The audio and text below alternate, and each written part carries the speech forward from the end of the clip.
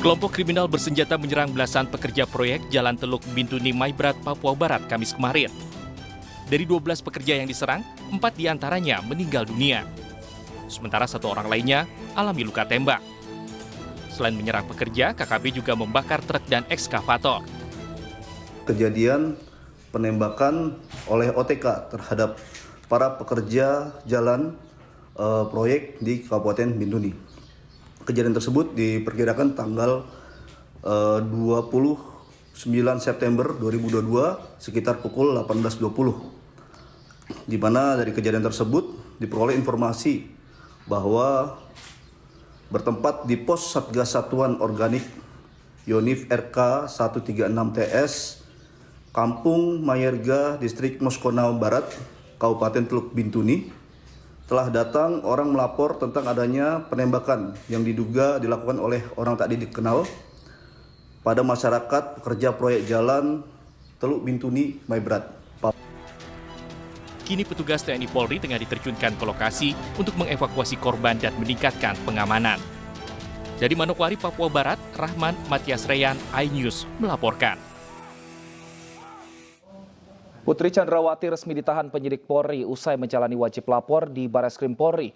Penahanan Putri menyusul Jaksa Penuntut Umum menyatakan lengkap berkas perkara kasus pembunuhan Brigadir Joshua.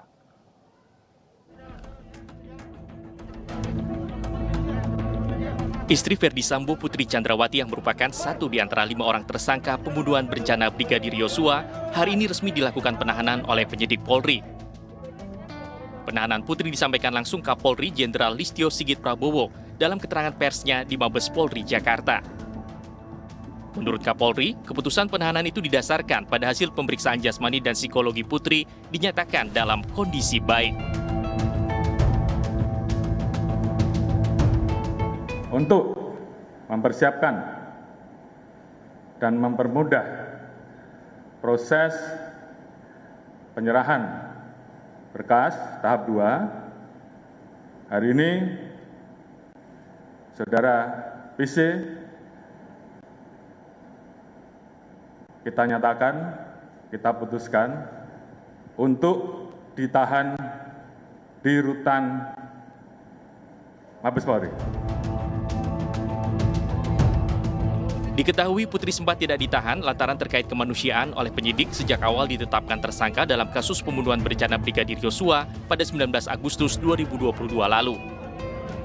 Kini berkas perkara Putri dinyatakan lengkap bersama tersangka lain, yaitu mantan Kadif Propam Polri Ferdi Sambo, Ricky Rizal, Barada Eliezer, dan Kuat Ma'ruf. Kelima tersangka rencananya akan diserahkan ke Jaksa Penuntut Umum pada pekan depan untuk dilakukan tahap 2 ke pengadilan.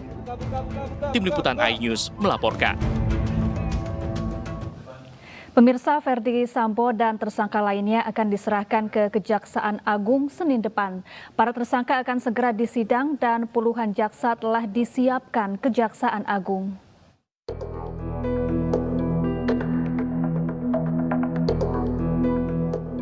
Berkas perkara kasus pembunuhan berencana Brigadir Joshua Huta Barat telah dinyatakan lengkap atau P21 oleh Kejaksaan Agung. Selain itu, berkas perkara dalam kasus penghalangan penyidikan dengan penerapan pasal Undang-Undang ITE juga telah lengkap. Dalam kasus pembunuhan berencana Brigadir Joshua, total ada 5 tersangka. Sementara dalam kasus penghalangan penyidikan, penyidik menetapkan 7 tersangka. Khusus buat Ferdi Sambo yang menjadi tersangka di 2 kasus berbeda, berkas perkaranya akan digabung dalam 1 dakwaan agar efektif.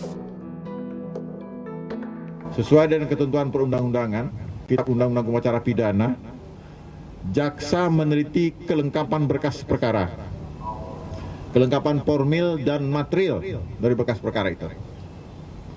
Kelengkapan formil, material dari hasil penelitian berkas perkara.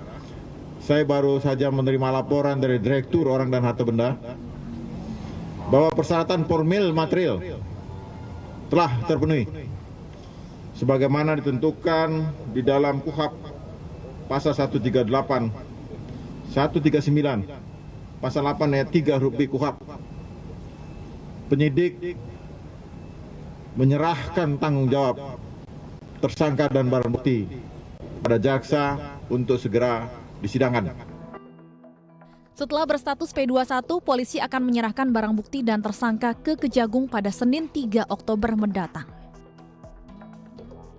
Hak kewajiban penyidik akan segera melimpahkan atau tahap 2. Insya Allah untuk rencana pelimpahan tahap 2 akan dilaksanakan penyerahan tersangka dan barang bukti pada hari Senin, tanggal 3 Oktober tahun 2022. Rencana awal sementara ini ya. Apabila nanti ada perubahan, tentunya akan saya sampaikan kepada rekan-rekan untuk tempat penyerahannya direncanakan di Bareskrim. Kejaksaan Agung telah membentuk tim yang terdiri dari 30 jaksa penuntut umum untuk menangani kasus pembunuhan berencana Brigadir Joshua dan 43 JPU untuk kasus penghalangan penyidikan. Tim Liputan iNews melaporkan. Sementara itu, Presiden Joko Widodo telah menandatangani surat berisi pemecatan Verdi Sambo dari Polri. Surat juga telah diserahkan kepada Polri untuk ditindaklanjuti.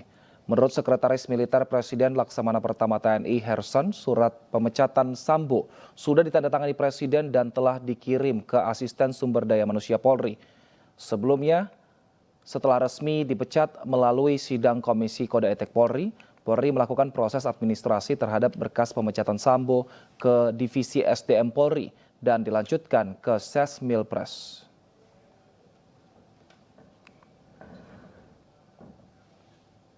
Pemirsa, penyanyi dangdut Lesti Kejora melaporkan suaminya Rizky Bilar atas kasus dugaan kekerasan dalam rumah tangga ke Polres Metro Jakarta Selatan. Hari ini 2 saksi diperiksa, yakni karyawan dan teman dekat Lesti Kejora.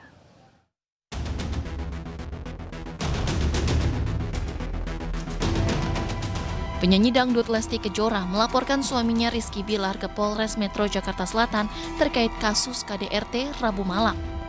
Dalam laporannya, Lesti mengungkapkan awal mula Bilar melakukan KDRT karena ketahuan selingkuh. Pasca dibuatkan laporan, penyidik Polres Metro Jakarta Selatan langsung menemani Lesti untuk menjalani proses visum di rumah sakit. Sementara Jumat siang, Kepolisian Polres Jakarta Selatan telah memeriksa 2 orang saksi terkait laporan KDRT Lesti Kejora. 2 orang saksi, yakni karyawan dan juga teman dekat Lesti yang diduga menyaksikan peristiwa KDRT tersebut. Selain 2 saksi, polisi juga sudah mengumpulkan bukti lain yakni hasil visum dan foto-foto pasca kejadian. Nantinya setelah sejumlah saksi sudah diperiksa, terduga terlapor Rizky Bilar akan dipanggil untuk diperiksa. Kita butuh pemeriksaan, kita butuh dari saksi-saksi itu. Barang bukti, kemudian saksi-saksi. Keterangan itu memperjelas untuk suatu kasus. Itu bisa kita menetapkan sesuatu kepada orang. Diketahui dugaan KDRT yang dialami Lesti Kejora dilakukan Rizky Bilar di kediamannya di daerah Cilandak, Jakarta Selatan pada Rabu 28 September 2022. Rizky Bilar dilaporkan terkait pasal 4 Undang-Undang Nomor 23 Tahun 2004 tentang penghapusan kekerasan dalam rumah tangga. Dari Jakarta, Yola Dwiyanti Iriansyah, iNews melaporkan. Ya, untuk mengetahui informasi terbaru terkait dugaan KDRT yang dialami artis Lesti Kejora, sudah bersama kami PLT Kasih Humas Polres Metro Jakarta Selatan, AKP Nurma Dewi. Selamat sore, Ibu Nurma. Selamat sore, Mbak. Baik, Ibu Nurma, saat ini Lesti Kejora sedang divisum. Adakah hasilnya bagian mana saja mungkin yang mengalami kekerasan? Ya, untuk sementara visum di penyidik. Jadi untuk itu adalah domainnya penyidik. Ya. Baik. Ya, Ibu Nurma, dari perkembangan pemeriksaan apa saja unsur KDRT yang ditemukan polisi yang diduga dilakukan Rizky Bilar kepada istrinya Lesti Kejora? Ya, baik, Mbak. Jadi waktu malam kemarin untuk saudari kita L sudah mendatangi Polres Jakarta Selatan untuk melaporkan kasus yang dialami dari saudari kita L. Baik, lalu saat ini yang diperiksa kemudian adalah... untuk itu kita Silakan Ibu Nurma. Izin? Siap. Jadi setelah itu Menerima laporan polisi, kita mengantar untuk saudari L itu untuk visum ya, untuk memperkuat laporan dari saudari L. Nah, kemudian kita memeriksa saksi korban, meminta keterangan untuk memperjelas keterangan apa saja yang bisa kita ambil dari pengaduan saudari L. Baik, untuk sementara berdasarkan keterangan saksi dari korban, seperti apa kejadiannya dan kronologinya, dan apakah KDRT ini sudah berlangsung cukup lama, Ibu Nurma?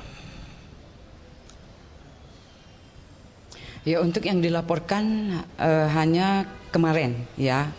Kejadiannya itu kemarin ya, dari mulai malam, pagi, kemudian beliau saksi korban langsung melaporkan ke Polres Jakarta Selatan. Ya, apa pemicu KDRT yang dilakukan Rizky Bilar terhadap Lesti Kejora? Untuk pemicunya nanti kita berkoordinasi dengan penyidik. Baik. Lantas adakah rencana pihak kepolisian Sebab akan dan memeriksa akibat juga? itu pasti ada. Akan memeriksa juga Rizky Bilar terduga dalam kasus ini, Ibu Nurma? Pasti dia.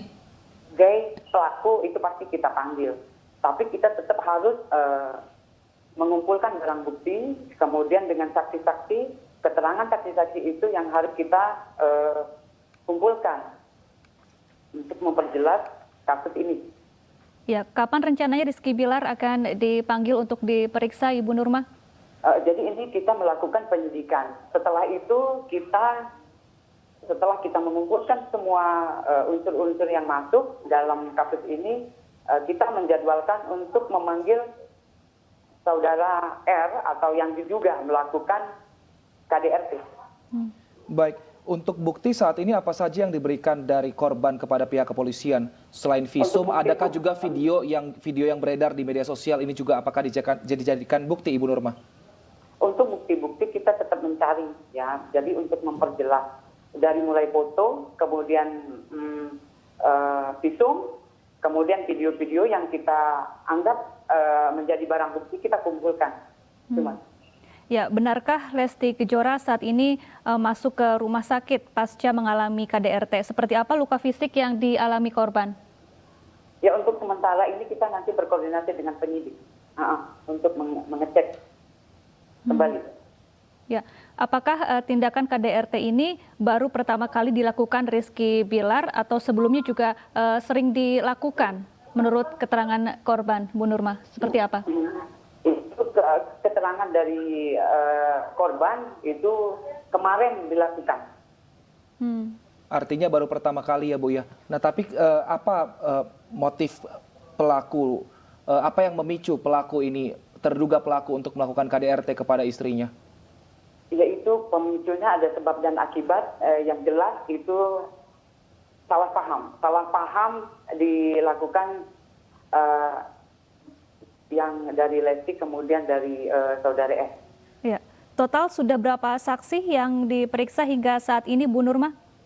Untuk saksi yang kita periksa total sekarang 3, yaitu dari saksi korban, kemudian dari saksi yang satu karyawan, kemudian yang satu karyawan di rumah. Ya, lalu apa jerat hukum yang bisa dikenakan kepada Rizky Bilar jika terbukti melakukan dugaan tindak KDRT kepada istrinya? Ya, kalau di sanksi sekarang yaitu kita masuk dalam pasal Undang-Undang PKDRT 23 tahun 2004 pasal 44. Jadi untuk setinggi-tingginya 5 tahun.